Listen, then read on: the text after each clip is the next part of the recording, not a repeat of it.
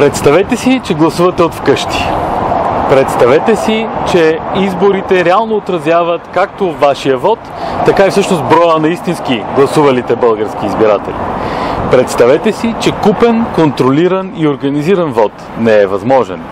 Представете си, че изборният кодекс не е обект на постоянни експерименти. Представете си, че изборите истински водят до промяна. За да превърнем това в реалност, са нужни няколко прости стъпки. Въвеждане на професионална администрация към ЦИК или вменяване на държавната администрация на отговорността да провеждат и организират честни и почтенни избори. Въвеждане на активна регистрация, за да може да стимулираме участието на гражданите в изборния процес, но и да изчистим избирателните списъци.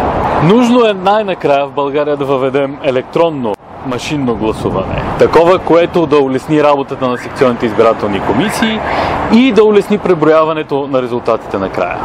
Нужно е въвеждане на регионално централно преброяване на бюлетините, за да направим невъзможно подмяната на протоколите. Нужно е тези две стъпки да се окажат решаващи в борбата срещу организирания и купен вод, тъй като отчитането на резултатите от страна на големите работодатели или на политическите партии става невъзможно.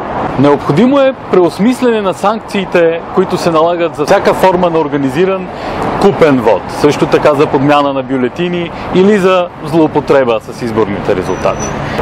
Единствено чрез въвеждането на тези прости политически решения можем да гарантираме, че изборите ще се превърнат в основа на една прозрачна и отворена към гражданите политика. Такава, която да им дава възможност да променят средата, в която живеят. Подкрепете коалиция Десните с номер 17 на изборите на 5 октомври 2014 година, за да започнем промяната от там. Купуването и продаването на гласове е престъпление.